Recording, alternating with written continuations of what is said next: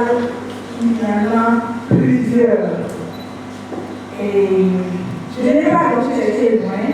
Je vais commencer par les femmes qui sont déjà dans mon environnement au Bénin.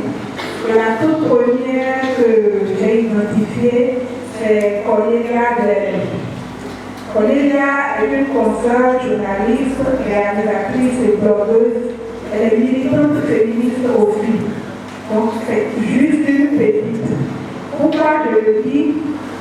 En 2019 déjà, elle a créé le Festival international des films de femmes à Cotonou pour mettre en lumière le travail des femmes dans le cinéma. Et ensuite, elle est fondatrice d'un blog, Écran Bénin, qui parle de cinéma toujours. Et elle est membre du réseau ouest africain de jeunes femmes leaders. Et en novembre 2022, elle a été nominée par le président de la République dans un comité d'appui au développement de l'industrie cinématographique au Bénin. Donc elle y siège en qualité de personne ressource. Et récemment, en juillet dernier, elle fait partie du dernier classement 30 under 30, donc ça va être en anglais, 15 under 15, édition 2023 de Forbes Afrique. Et Forbes Afrique est une initiative qui honore les femmes de moins de 30 ans et qui influence positivement le développement de l'Afrique, je dirais.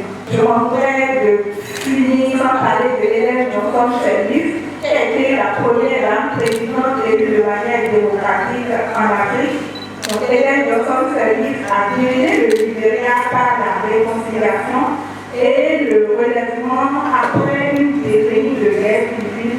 Elle a pu faire face à la crise d'Ebola également en 2014-2015.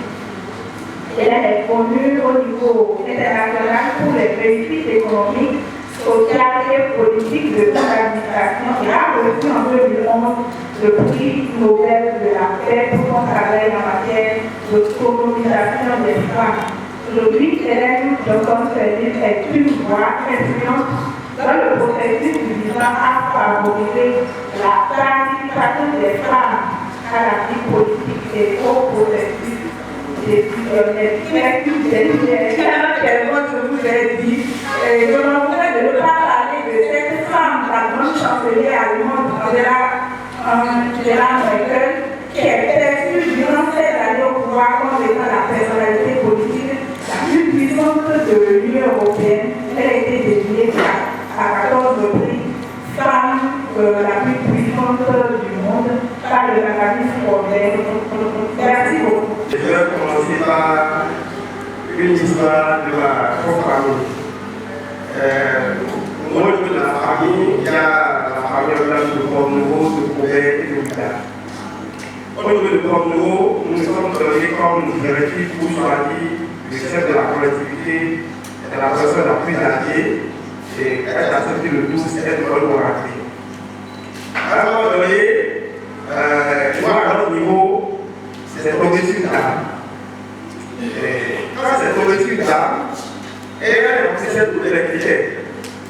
Les hommes ne savaient pas quoi faire, on s'est dit, bon, si on n'apprenait pas envie de diviser la parole, c'est renseigné dans tous les critères. On l'a pris à notre compte.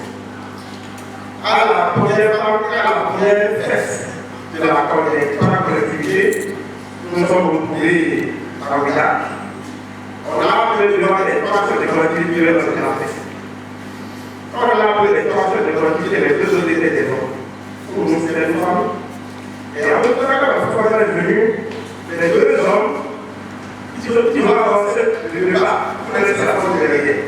En même temps, devant tout le monde, pour laisser la porte derrière. Pour eux, c'est conservateur, on ne peut pas accepter que une femme chef de collectivité ait problème sur le droit qu'eux.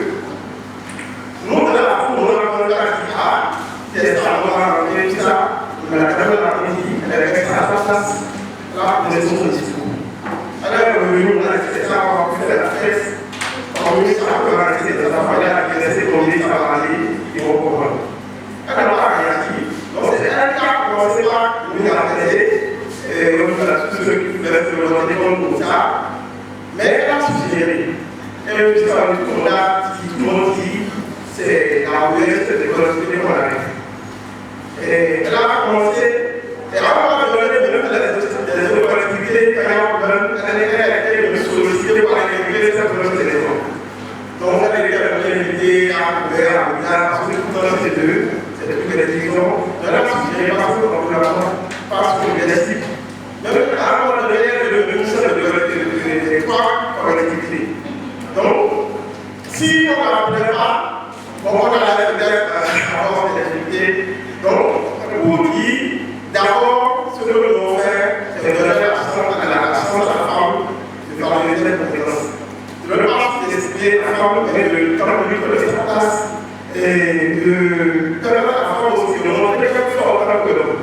Et dans nos traditions, d'abord, on dit, bon, la femme ne doit pas aller ici à cause de certaines choses, mais quand nous rentrons dans nos traditions, les femmes vont pouvoir. Même les tribunaux disent que la femme ne doit pas sortir, mais c'est la femme qui lance. C'est la femme qui a au premier rang avant de rentrer pour que les hommes commencent. Donc la femme doit être la femme quand nous passons dans l'environnement, par sa sagesse, montrer qu'elle a sa place. Et nous, les hommes, devons soutenir la femme. Si par exemple, cette dame, les hommes doivent soutenir, c'est qu'elle ne doit pas. C'est les hommes qui ont dit non, la femme ne va pas accéder à la police. C'est les hommes qui sont dit, elle peut nous la confiance sur l'expérience. Donc voilà un peu les apports qu'on peut gérer à faire. Donc nous devons favoriser les corps de la femme, leur donner l'occasion de s'exercer et aussi être soutenus par les. Je dirais que le leadership féministe est caractérisé par l'inclusion, l'empathie et la collaboration. Je dois faire un éclaircissement. Quand on parle de leadership, c'est vrai que la notion est beaucoup documentée, mais j'essaie de résumer ça. Quand on parle de leadership, cela fait appel à deux polarités. La force et la chaleur. Par chaleur, j'entends douceur. Il est vrai que la force est le propre du leadership masculin qui s'oppose au leadership féministe. Alors, quand on parle de leadership masculin, on aura une certaine capacité managériale, une certaine capacité à contrôler, à gérer. Ce qui est essentiel pour être un bon leader et d'ailleurs un bon gestionnaire. Mais cette seule polarité ne suffit pas à faire d'un leader un bon leader. Parce qu'il y a beaucoup d'organismes, beaucoup de statistiques qui prouvent que le leadership traditionnel a montré ses limites. Et qu'il faudrait réinventer un nouveau type de leadership. Un nouveau type de leadership qui, en plus de la polarité relative à la force, inclut celle relative à la chaleur. Par la chaleur, j'entends la chaleur des relations interpersonnelles, la capacité d'empathie, la capacité de se mettre à la place de l'autre, d'être en relation avec les autres, de les comprendre, de pouvoir les gérer avec une intelligence émotionnelle. Il est vrai qu'à l'école, on nous apprend comment gérer la gestion. La ressource humaine, par exemple. Mais on ne nous apprend pas à l'école comment être à l'écoute des autres. On ne nous apprend pas comment être émotionnellement alors que les femmes sont de la chute empathique, capables d'inclure beaucoup de personnes. Je dirais que cette caractéristique du leadership féminin est en quelque sorte, personnellement, le leadership d'avenir. Vous savez peut-être, quand on parle de réinventer le leadership traditionnel, on parle du leadership servant qui s'apparente au leadership. On parle du leadership servant qui s'apparente au leadership féministe. Nous sommes tout le temps, tous les jours, confrontés à des discours venant même des femmes et aussi des hommes. En tant que femme leader, on vous dit simplement que vous ne pouvez pas rester sous le doigt d'un homme. Il y a tellement beaucoup de choses.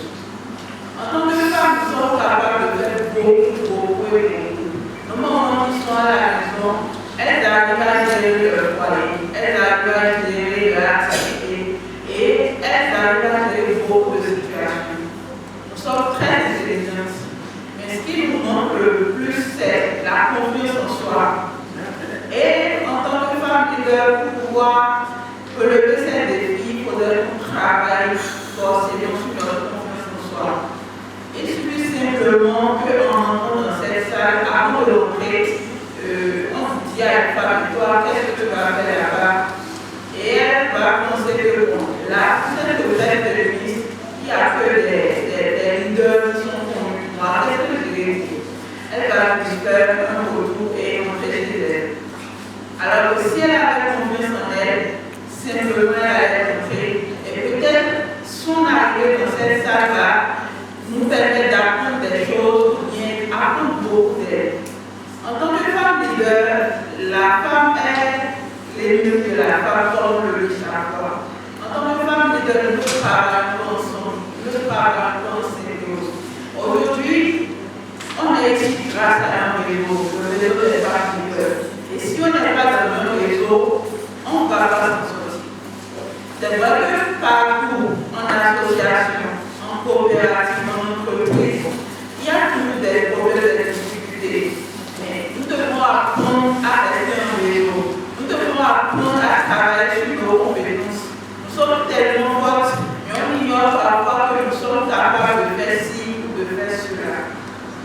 Nous devons sensibiliser, travailler en tant que femme sur l'éducation de nos enfants, en tant que leader.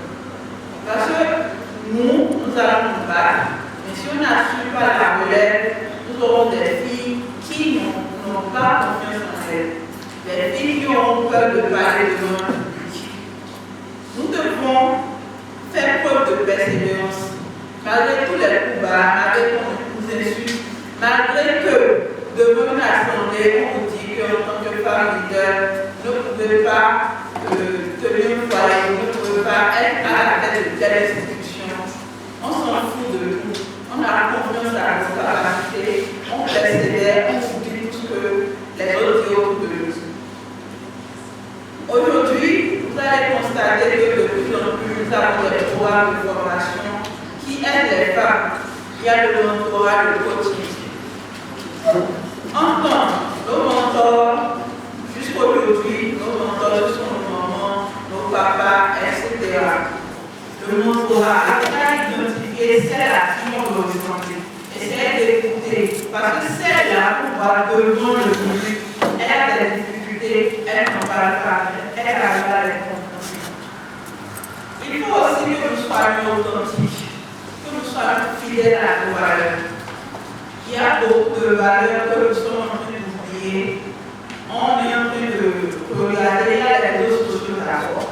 Il y a le fait qu'on veut ressembler à celle-là, parce qu'elle a déjà une grosse voiture, elle a de l'argent, mais on oublie nos propres valeurs. C'est très important de travailler sur ça. Je le dis toujours, nous sommes fortes, nous sommes capables de beaucoup de choses. Et moi, mon rêve, c'est que d'ici quelques années, on est président de la République. Pas une vice vice-présidente qui est chancelière, on voudrait bien que les femmes dirigent notre beau pays.